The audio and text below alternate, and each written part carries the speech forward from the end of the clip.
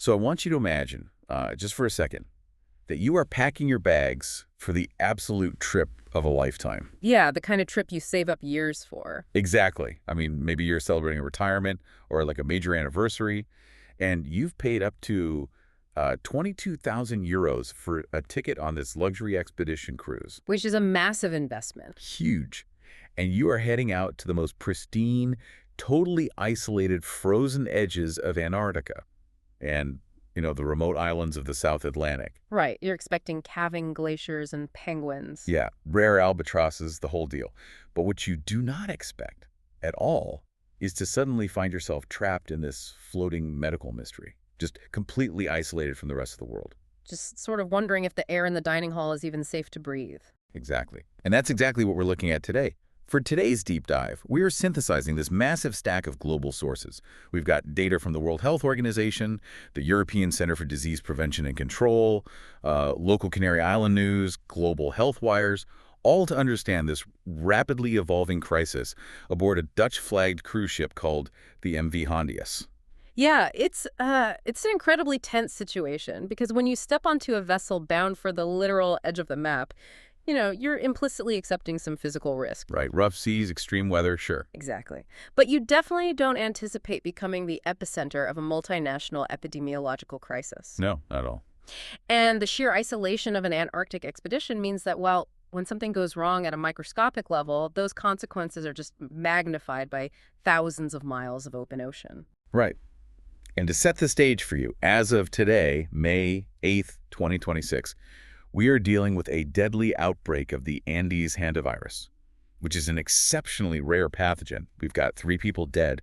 There's this frantic global contact tracing manhunt going on right now for dozens of passengers who got off the ship weeks ago. Yeah, scattered all over the world. Literally all over. Mm. And there's also a geopolitical standoff over where this ship can even safely dock. It's like a locked room mystery. But the room is a multi-million-dollar luxury ship. It really is. And, usually when we talk about medical diagnoses, there's this comforting expectation of precision, right? Like keying an X-ray. Yeah, you break your arm, the X-ray shows a jagged line, the doctor says it's broken, it's binary, it's clean.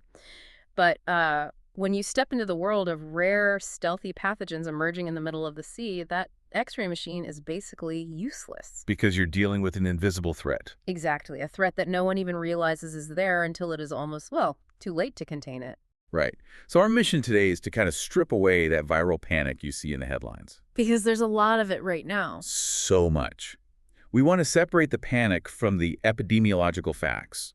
We need to understand the exact mechanics of this threat and how the global response is handling it. So let's just start at the inciting incident. Because to understand the global panic right now, we have to trace the timeline back to the literal end of the world, which is Ushuaia, Argentina. Right, Ushuaia. It's the southernmost city on the planet down on the Tierra del Fuego archipelago. And it's basically the primary global gateway for Antarctic tourism. Okay. So on April 1st, 2026, the MV Hondius departs from this port. They have roughly 150 passengers and crew on board, and it's a very diverse group, 23 different nationalities. Which is pretty standard for these high-end cruises, right? Oh, absolutely. You've got passengers from Spain, France, the UK, the US, the Netherlands, plus a large crew contingent from the Philippines. So it's a densely packed micro-community. Exactly, setting off into the most unforgiving waters on Earth. And among that group was a 70-year-old Dutch man. And in epidemiological terms, he is our index case. The very first patient. Right. He boards the ship on April 1st, seemingly in totally good health. But just 5 days later, on April 6th, he starts showing symptoms. Now, 5 days in, you'd think he caught something on the ship, right? It would. But Argentine health officials realized the timeline didn't really add up to an exposure on the vessel. They found out he had been on a massive 4-month road trip across South America before the cruise even started. Wow, 4 months. Yeah, through Chile, Uruguay, Argentina, and that overland journey ended just 4 days before he boarded the Hondius. Ah, so that 4-day window is the key. It is the critical puzzle piece. Yeah. The Argentine Ministry of Health, working with their premier infectious disease center, the Malbrand Institute, they are basically walking backwards in this man's footsteps. Like trapping and testing rodents along his route. Exactly that, because they have to recreate his entire physical environment. The leading hypothesis right now is that he, and maybe his wife, contracted the virus during a birdwatching excursion near Ushuaia, possibly near a rural landfill. Okay, wait, let's pause and talk about the virus itself. Because hantaviruses are zoonotic, meaning they jump from animals to humans. But how did that happen if the guy isn't, like, getting bitten by a rat? Right, that's the insidious part. It comes down to the biology of the rodent reservoir. In Patagonia, the primary carrier is the long-tailed pygmy rice rat. Now, the rodents don't get sick. They just act as asymptomatic carriers. And they shed the virus in their saliva, their urine, and their feces. So they just leave it in the environment. Yeah. And when those droppings dry out on the ground, the viral particles don't die. They stay viable. Oh, wow. So if a human walks through, say, hiking off trail to look at a bird, they kick up the dirt. That mechanical action disturbs the dry waste, and the virus becomes aerosolized. It turns into invisible dust. Exactly. You inhale that dust, it bypasses your upper respiratory defenses and settles deep into your lungs. That is the standard mechanism for almost all hantaviruses. Okay, but the Hondius isn't dealing with a standard hantavirus, because the sources point out this is the Andes strain. Yeah. And that is a massive twist, right? But it is the entire reason this is a global incident. The Andes strain is the only known hantavirus capable of human-to-human transmission. Wait, the only one? Out of all of them globally? The only one scientifically documented to do this. Most hantaviruses hit a dead end in humans. You get sick, but you can't pass it to your nurse or your spouse. But the Andes strain has this unique genetic makeup that allows secondary transmission. Okay, so a guy inhales dust in Argentina, gets on a boat, gets sick, and then he can physically pass it to his wife in their cabin. Yes. But we need to be careful about how we describe that spread. It's not like COVID or measles. It's not highly contagious casually. It requires prolonged, close physical contact or exposure to bodily fluids. Okay, so you have to be really close to the person for a long time. Right. But just the fact that it can happen elevates the threat from an isolated poisoning to a potential chain reaction. And the way this virus attacks the body is just terrifying. I like to think of it as a biological Trojan horse. It sneaks past your body's alarms looking like a totally common cold, waits, and then just violently attacks the lungs. That's a perfect analogy because initially the symptoms are so generic. Mild fever, headache, muscle aches, maybe some stomach pain. So a doctor just thinks it's the flu. Exactly. There are no flashing red lights saying, hey, this is a lethal hemorrhagic fever. And the incubation period is incredibly variable. It can incubate for a few days or up to 8 weeks before those generic symptoms even show up. Wait, up to 8 weeks? Yeah, up to 8 full weeks. That is insane. If it takes up to 2 months for the Trojan horse to open its doors, how can anyone on that ship feel safe right now? Well, psychologically, they can't. They are in a state of suspended animation. A passenger could feel perfectly fine today, test negative today, and still be harboring a virus from an exposure a month ago in the dining hall. That is a nightmare. Because the virus uses that time to build its viral load. Then, suddenly, the patient crashes into hantavirus cardiopulmonary syndrome, or HCPS. And what actually happens during that crash? The virus targets the endothelial cells, which line your blood vessels, specifically the capillaries in your lungs. The immune system finally notices the virus, launches a massive inflammatory response, and those blood vessels lose their integrity. They literally start leaking fluid. So the lungs fill with blood plasma. Yes. You experience severe respiratory distress, essentially drowning from the inside. And because you're losing so much fluid from your bloodstream, your blood pressure drops off a cliff, you go into profound shock. Which explains the fatality rate. I mean, the sources say up to 50% of people who reach this stage don't survive. It's staggeringly lethal. And Dr. William Schaffner, an infectious disease expert, he pointed out there's no vaccine, right? Okay. No specific antiviral drug at all. None. Treatment is purely supportive care in an ICU. You put them on a ventilator to force air into the flooded lungs. You give them drugs to force their blood pressure up. But you can't kill the virus. You just try to keep the body alive long enough for the immune system to fight it off. Wow. Okay, keeping that grim reality in mind, let's look at the timeline on the ship. Because the virus was so stealthy, the crew had no idea they were harboring it. Not a clue. So the Dutchman starts feeling ill on April 6th. 5 days later, April 11th, he crashes and dies on the ship. Right. Now wait, if someone dies on a luxury cruise, why aren't alarms blaring immediately? Why did they turn around or call for hazmat teams? Instead, the death was attributed to natural causes, and they just kept sailing for 2 weeks with his body on board. I know it sounds shocking to a layman, But you have to understand maritime medicine and the demographics of polar cruising. Okay, how so? These trips are long, strenuous, and expensive. They attract an older, retired demographic. Statistically, if you put 150 older people in a remote, high-stress environment for weeks, medical emergencies are mathematically guaranteed. Like heart attacks or strokes. Exactly. So the ship's doctor sees a 70-year-old man who had a mild fever and suddenly suffers cardiovascular collapse. Without a high-level virology lab on board, the most logical clinical assumption is a massive heart attack. Because there's zero reason to suspect a rare South American zoonotic fever. Right. So following standard protocol, they respectfully secured his body in the ship's morgue, which these ships have specifically for this reason, and the captain decided to continue the voyage. And the places they were going were so remote. They stopped at Tristan da Cunha around April 13th, which is like the most remote inhabited archipelago in the world. It's incredibly isolated, yeah. And then they sail for another week, and on April 24th, they arrive at St. Helena, which is a British overseas territory. And St. Helena is where this localized tragedy on the ship shatters into a global event.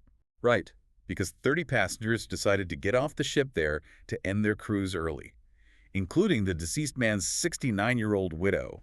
And his body was finally offloaded too. Yeah, to begin repatriation to the Netherlands. But at this point, the word hantavirus hasn't even been whispered. The ship leaves St. Helena, keeps sailing north toward Cape Verde. But then on May 2nd, a second passenger, a German woman, dies on board with the exact same violent respiratory crash. And that second death is the undeniable red flag. One sudden respiratory death in an older passenger is a tragedy. 2 identical deaths in a short time frame on a closed vessel. That is a cluster. So they finally knew something was horribly wrong. The ship's medical staff instantly notified the WHO and the ECDC. Samples were rushed to mainland labs, and by May 4th, gene sequencing confirmed it was the Andes hantavirus. I just can't imagine the psychological reality for the 147 people still on board. You're trapped in the middle of the ocean. The captain tells you there's a lethal transmissible virus, and you still have the body of the German woman on the ship. It's the ultimate pressure cooker. A cruise ship is uniquely challenging for disease containment. You've got enclosed spaces, narrow corridors, shared HVAC systems. Even though the virus needs close contact, the physical reality of a ship forces people into close proximity. Yeah, sharing handrails, dining halls. Exactly. But we actually have a first-hand account of what it was like. Right, the YouTuber, Kazim Ibn Hatuta. He's literally a passenger on board right now. Yeah, and he reported that despite the fear, people were actively trying to stay calm. They wore masks anytime they left their cabins, ate in isolated shifts, kept their distance. Which is pretty impressive discipline, honestly. It is. And he noted morale improved significantly once outside medical professionals boarded the ship. The WHO and ECDC didn't wait for them to reach port. They deployed rapid response teams to board the ship via small craft off the coast of West Africa. Just to establish triage and explain the science to the passengers. Which does wonders to quell panic. Okay, but even with experts on board, the harsh reality is that this virus went unrecognized for 3 full weeks. The threat sprouted wings. And that brings us to Flight KL592 and the massive global contact tracing manhunt. This is where it becomes a public health emergency across multiple continents. Let's go back to the widow who got off in St. Helena on April 24th. Right, she flew from St. Helena to Johannesburg, South Africa. And on April 26th, she boarded a KLM flight bound for Amsterdam. But she got so sick on the plane before it even took off that she was removed after 45 minutes. And she tragically died later that same day in a South African hospital. It's just devastating. She lost her husband, and 2 weeks later, the virus took her too. It's profoundly sad. But epidemiologically, her presence on that commercial airliner, while highly symptomatic and shedding virus, triggered a massive high-stakes tracing effort. I mean, how does a health agency even untangle that? The Dutch Municipal Health Service, the GGD Kennemerland, they suddenly have a list of 82 passengers and 6 crew members from that flight who were exposed to a 50% mortality pathogen. Well, the first step is risk stratification. You can't treat everyone on the plane as having the exact same exposure. They interviewed the crew to see exactly what happened during those 45 minutes. And they found 5 high-risk individuals. Yes, 5 people who had direct physical contact with the widow, people who physically supported her weight down the aisle and helped her off the plane. Which aligns perfectly with the Andes strain needing that close physical proximity. Exactly. And one of those 5 was a KLM flight attendant who actually developed mild symptoms shortly after returning to the Netherlands. She was rushed to an isolation ward in Amsterdam. But thankfully, as of today, May 8th, her tests came back negative. A huge victory, yeah. But the tracing doesn't stop. They identified 50 other people on that flight as a lower risk just because they sat within 2 rows of the widow. And we also have to account for the other 29 passengers who got off in St. Helena. Right, they didn't just stay on the island, they scattered across the globe, like a match dropped in a dry forest. The geographic diaspora is just astonishing. You have patients hospitalized in South Africa, including a British man evacuated from Ascension Island who is in critical condition. And another suspected case back on Tristan da Cunha. Plus a Swiss national who got off in St. Helena, tested positive, and is isolated in Zurich. A Spanish passenger from the KLM flight is in an isolation unit in Alicante. And it even reached North America. The U.S. CDC escalated this to a level 3 emergency response. They're tracking passengers across Georgia, Arizona, California, Texas, and Virginia. Canada is monitoring citizens in Quebec and Ontario. Singapore had to track down 2 residents. But wait, I have to push back on this. In the age of modern surveillance, we have smartphones, passport scans, digital manifests. How is it possible that health agencies just lose track of these people? One of the sources highlighted a passenger on the ship who was outraged that authorities couldn't find the 23 people for days. It's a really common misconception. People think knowing an identity is the same as knowing a real-time physical location. Right, but it's not. Not at all. A flight manifest tells an epidemiologist that John Doe flew to Toronto. It doesn't tell them if he then rented a car, turned off his phone, and drove to a cabin in the woods. Ah, right. Tracing across borders is a logistical nightmare. You have differing privacy laws, secure data sharing hurdles, and then you have to literally deploy local personnel to knock on doors to find people who have no idea they are being hunted. Because of that long incubation period, they aren't feeling sick yet. So they aren't going to doctors. They're basically invisible. Exactly, until a tracer physically finds them and hands them a testing protocol. Which is mind-boggling to coordinate. And while all this tracing is happening, we have another massive hurdle, the ship itself. The Hondius became a pariah. I mean, what do you do with a contaminated vessel in international waters? You have to find a sovereign nation willing to open a port, which requires immense diplomatic negotiation.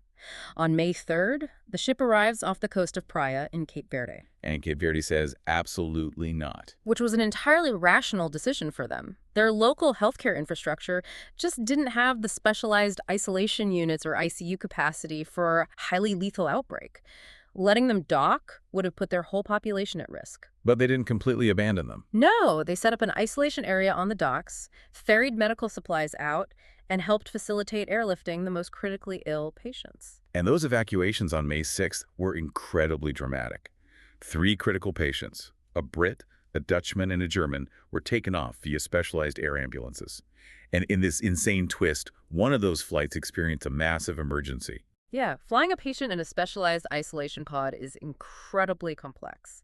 Mid-flight, over the Atlantic, the aircraft had an electrical failure in the patient's critical life support system. Oh my. The medical team is in this tiny tube at 30,000 feet in full PPE. They had minutes to manually ventilate the patient. The pilots declared an emergency, diverted to Gran Canaria, landed safely, and got a replacement aircraft. That is just razor-thin margins. Yeah. So with Cape Verde unable to take everyone, the ship heads north toward the Canary Islands, aiming to arrive at Tenerife by May 10th. And this triggers a huge, very public political clash in Spain. And we really need to look at this impartially because both sides have valid concerns. On the regional level, you have Fernando Clavijo, the president of the Canary Islands. He vehemently opposed the ship entering their waters. Right, and you have to understand the context. The Canary Islands are uniquely vulnerable to imported pathogens. They rely entirely on global tourism, and the trauma of the COVID-19 borders closing really shattered their economy. And island hospital systems have finite resources. They can't just transfer a patient to a neighboring state. So accepting a ship with a 50% fatality rate virus is seen as an existential threat. But on the other hand, the Spanish central government, backed by the WHO and the EU, insists they have a legal and moral obligation to help. Exactly. The Spanish Minister of Health and preventive medicine experts point to the 2005 International Health Regulations, the IHR. These legally bind 196 countries so that ships don't become floating tombs. Right. The rule is basically, if you have the resources to help, you must help. And Spain does. They have a robust network of high-level isolation units built for things like Ebola. So legally, they argue they must open their doors. But they aren't just letting passengers hail cabs in Tenerife. Yeah. To mitigate the islanders' fears, they've planned this highly coordinated zero-contact extraction. It's designed to be an impenetrable firewall. The ship will anchor offshore, away from the public pier. Passengers will go onto military speedboats, bypass the port entirely, and go straight to a secured area on the airport tarmac. And the foreign nationals will be flown directly out on chartered or EU medical flights to their home countries. Right. And the 14 Spanish nationals on board. They will be put on military transport planes, flown to Madrid, and transferred to the Gomez Ula military hospital. And this is the part that blows my mind. They will be put in high-level isolation units, negative air pressure airlocks, for a mandatory 45-day quarantine. To completely ensure they outlast that maximum incubation period. 45 days in a military hospital after you just wanted to go see some penguins, that is intense. Yeah. And it leads perfectly into the most crucial part of this whole deep dive. Because reading about speedboats and military hospitals, it's so easy for the public to just completely panic. Right, which is why we really need to ground the public reaction in the hard science. Yes, the 50% fatality rate is terrifying. The response looks like a Hollywood movie. But Dr. Maria Van Kerkhove from the WHO has explicitly stated, quote, "This is not the next COVID." And the ECDC officially categorized the risk to the general public in Europe as very low. But wait, how can a virus that requires a global manhunt and military isolation be considered very low risk? It all comes back to transmission mechanics. The Andes virus is unique in that it can spread human to human, but it's extremely inefficient at doing it. It can't project itself across a room in a casual sneeze. So you aren't going to catch it walking past someone in a grocery store. Or sitting on a well-ventilated subway car, exactly. It requires prolonged, intimate contact. For historical context, look at the 2018 super spreader event in Argentina. It started at a crowded party in a tight-knit community, but it ultimately resulted in just 34 cases before it burned out. Because it just can't sustain itself in casual public settings. Exactly. Plus, the WHO has been incredibly proactive. They shipped 2,500 diagnostic testing kits from Argentina to 5 European countries right away. So if a case pops up in Amsterdam, they don't wait a week to sequence it. They test immediately. Okay, but I have to ask, if the experts are so confident the risk is low, why the extreme response?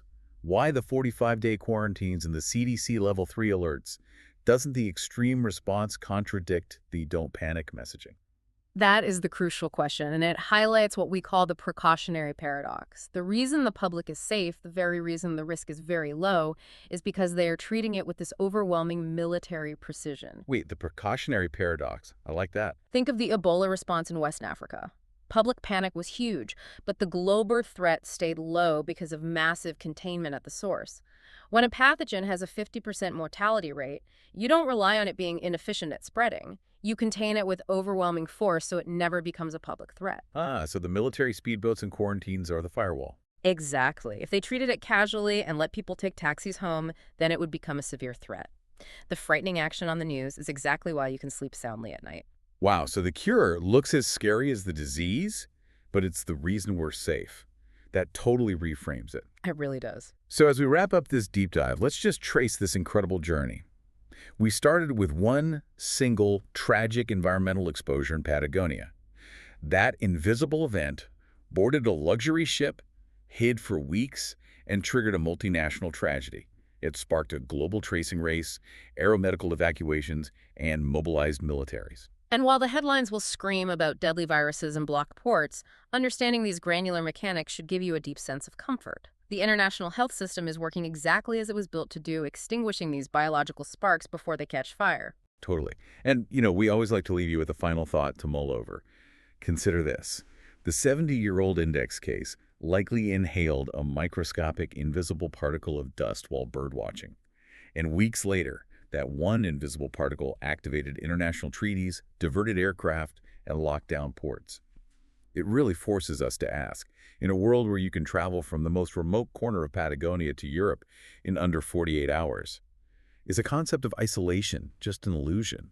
It's a striking realization. Our biology is permanently linked to our mobility. The borders we draw mean absolutely nothing to the microscopic world. So think about how connected our biology is to our travel habits the next time you book a flight.